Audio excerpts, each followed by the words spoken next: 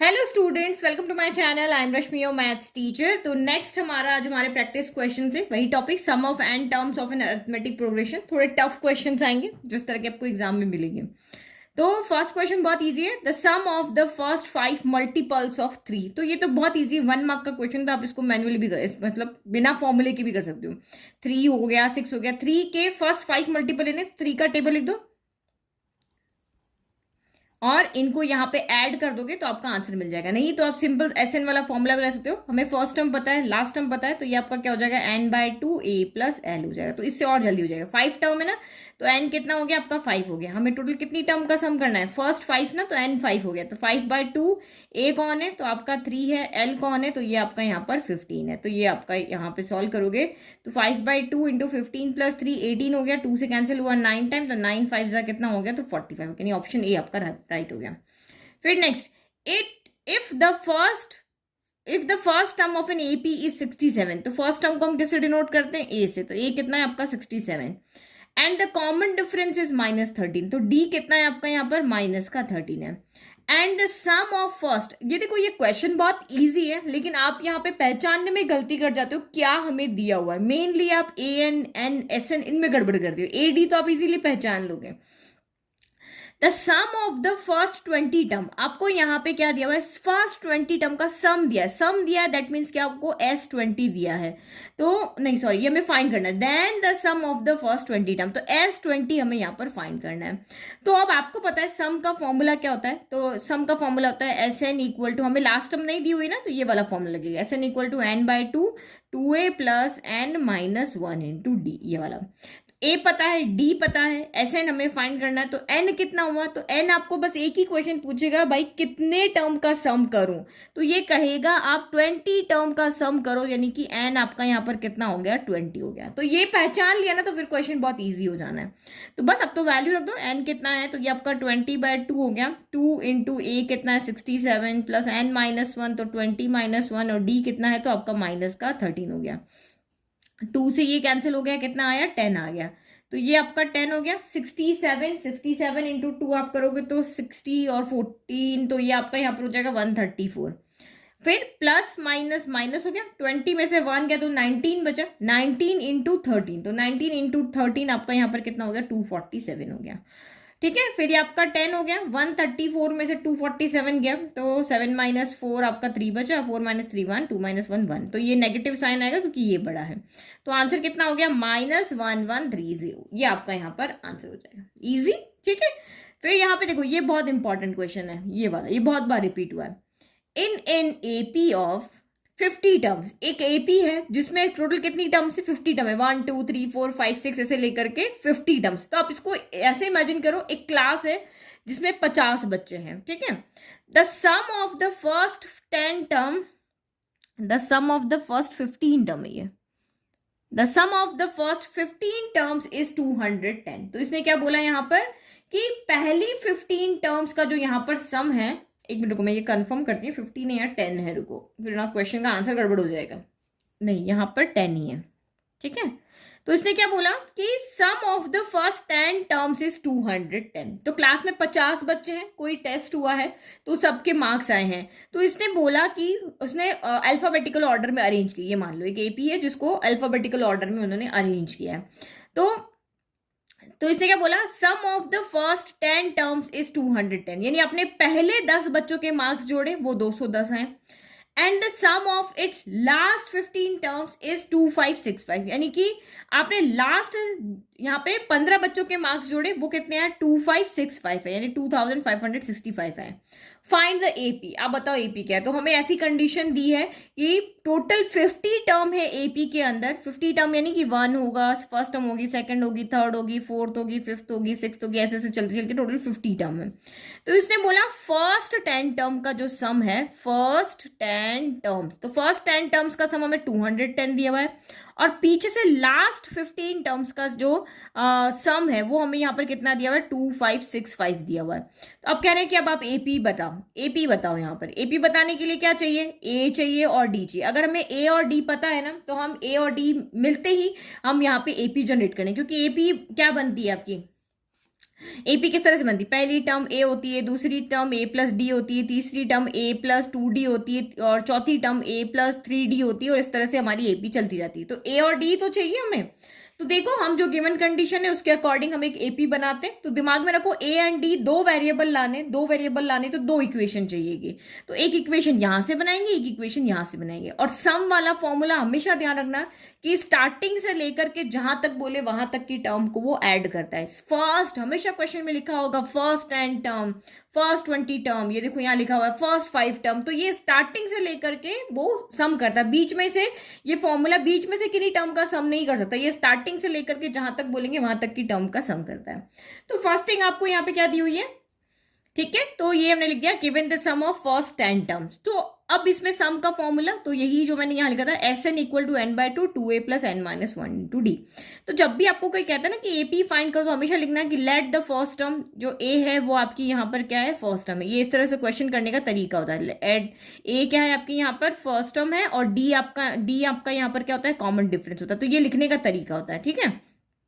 ये तो given the sum of first 10 term, तो सम फर्स्ट 10 टर्म्स, तो यानी कि आपको यहाँ पे एक तो क्या दिया हुआ है, एस एन दिया हुआ है, यानी कि फर्स्ट 10 टर्म, यानी कि एस 10 आपको यहाँ पे दिया हुआ है 210 दिया, और एन हमें यहाँ पे पता है क्या है, 10 है। यानी कि इस लाइन के अंदर ये जो 10 है वो n है, और ये 210 है वो s10 है, मतलब पहली से लेकर के 10 तक की टर्म का सम है। तो अब इस फॉर्मूले में जो पता है वो रख दो, ताकि sn की वैल्यू पता है, n की वैल्यू पता है, पुट करके रख दोगे तो हमें a एंड d में एक इक्वेशन तो यहां से मिल जाएगी। तो आप यहाँ पे रखो, इसके अंदर वैल्यू थे, sn की जगह ये रखा 210 इक्वल टू n बाय 2, यानी कि 10/2 2a प्लस एन माइनस 1, यानी 10 माइनस 1 इंटू डी। अब इसको सॉल्व कर लेते हैं। तो 2 से ये क्या हो गया, कैंसिल हो गया 5 टाइम, तो ये 210 हो गया, ये 5 मल्टीप्लाई में इधर आ जाएगा डिवाइड में। तो ये आपका यहाँ पर क्या हो गया, 2a प्लस क्या हो गया, 9d हो गया। तो 5 से ये कैंसिल कर दो, तो ये 5 4 ज़ा 20, 5 2 ज़ा 10 हो गया। तो यानी एक इक्वेशन हमें यहाँ से क्या मिल गई, 2a plus 9d equal to 42 मिल गई।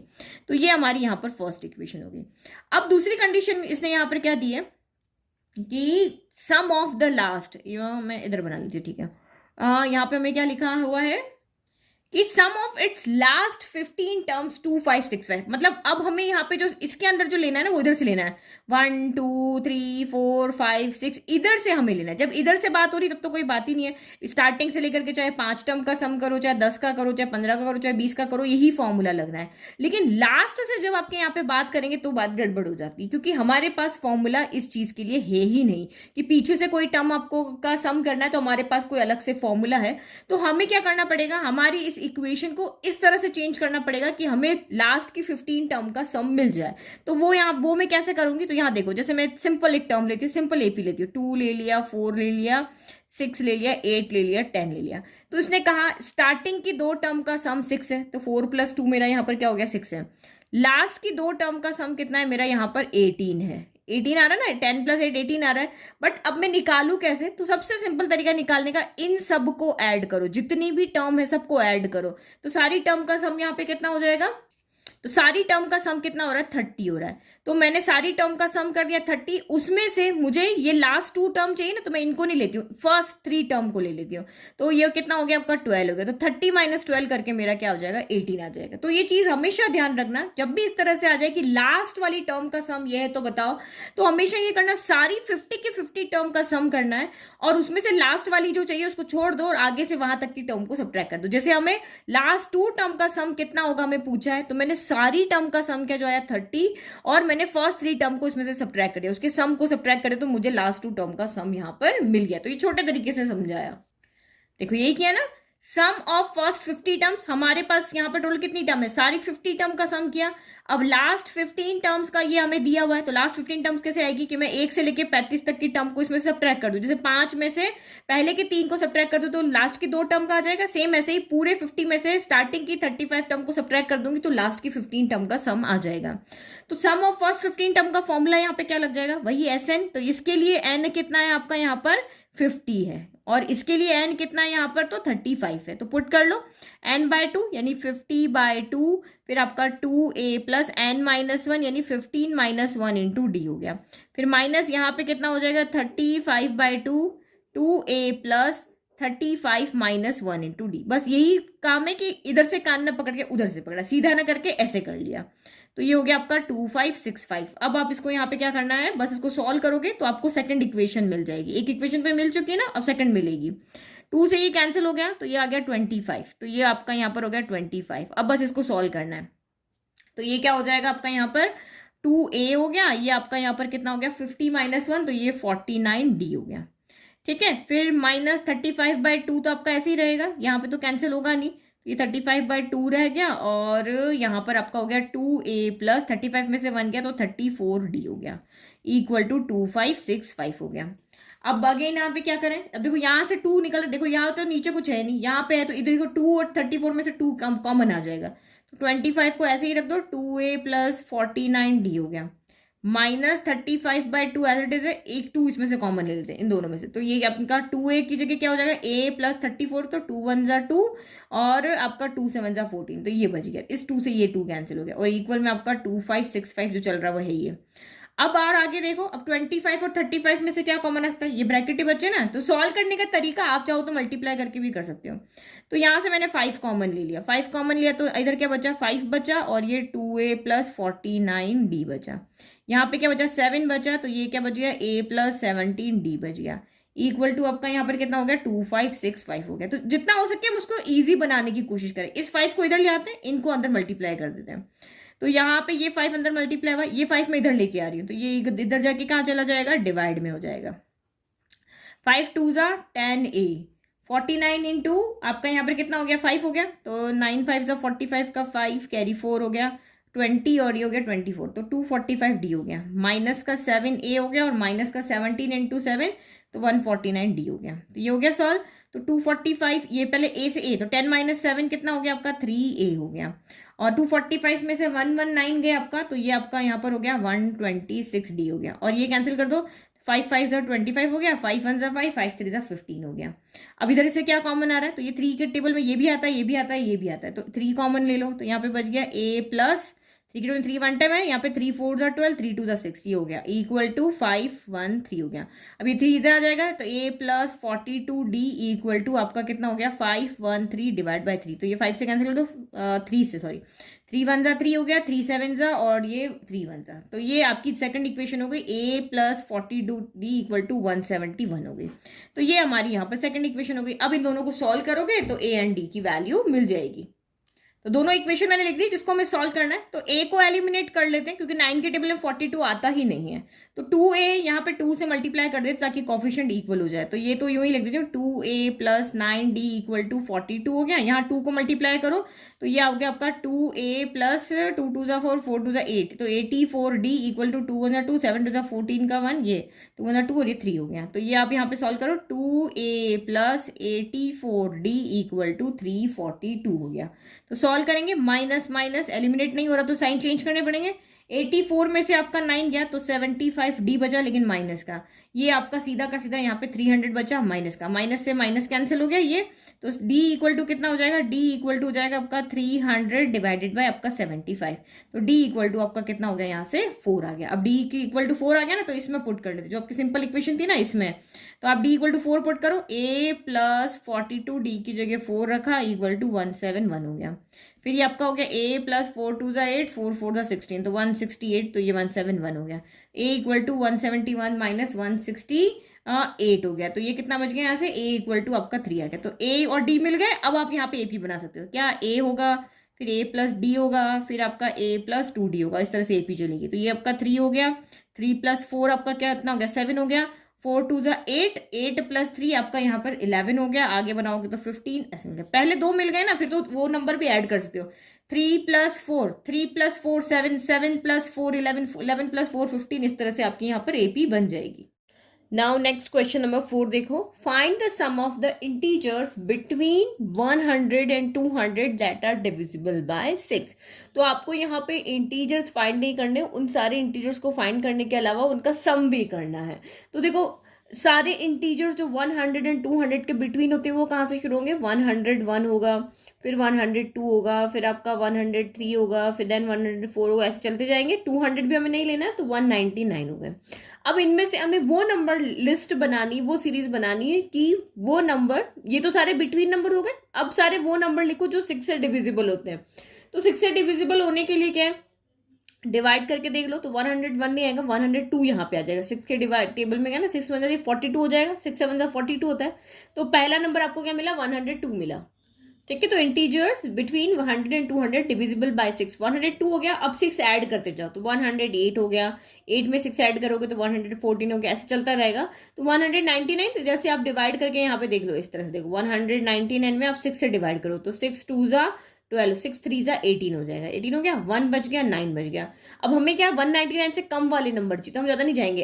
तो आप यहाँ पे देखो, यहाँ कौन सा नंबर होता है कि ये डिवाइड हो जाता है। अगर यहाँ पर 9 की जगह 8 होता तो फिर आपका ये क्या हो जाता है, डिवाइड हो जाता ना। देखो 9 है तो हो नहीं रहा, रिमाइंडर कितना आ रहा, 1 आ रहा ना। तो अगर इस 9 की जगह यहाँ पर 8 होता तो ये कंप्लीट डिवाइड हो जाता। तो इसका मतलब ये लास्ट नंबर आपका यहाँ पर कितना हो गया, 198 हो गया। इस तरह से आप यहाँ पे देख लोगे। तो इसने कहा इस पूरे ये जो सारे नंबर्स है इनका सम करो। तो सम का फॉर्मूला हमारे पास क्या होता है, तो सम का फॉर्मूला होता है हमारे पास पहली टर्म भी है और लास्ट टर्म भी है। तो Sn equal to n/2 a plus l, ये वाला फॉर्मूला होता है।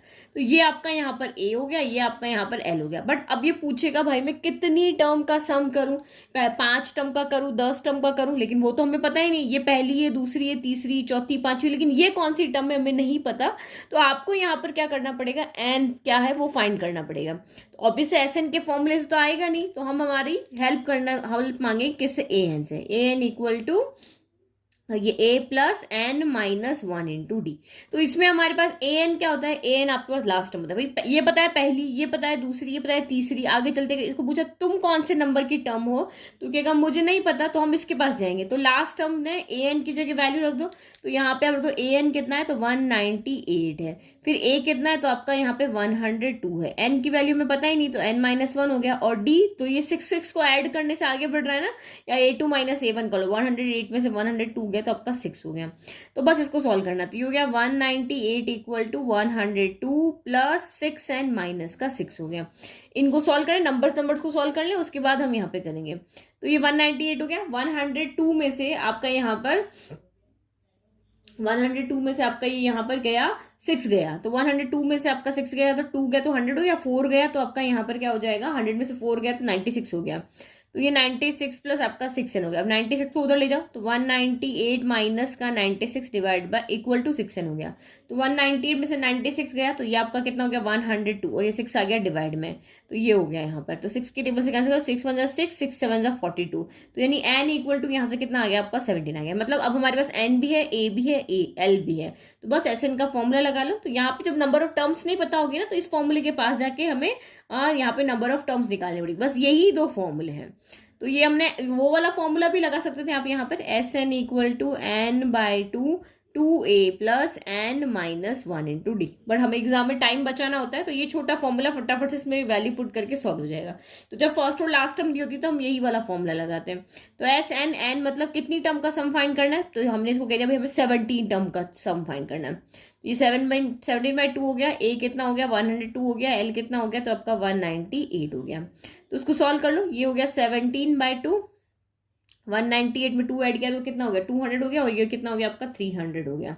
तो ये हो गया आपका 300। अब आप यहाँ पे 2 से क्या कर लो, कैंसिल, इसको कैंसिल कर लो, तो ये कितना हो गया 150 हो गया। 150 हो गया, सॉल्व करो तो ये हो जाएगा आपका 0 का 0, 15 7 जा, तो ये इसको जब सॉल्व करोगे 2550 आएगा।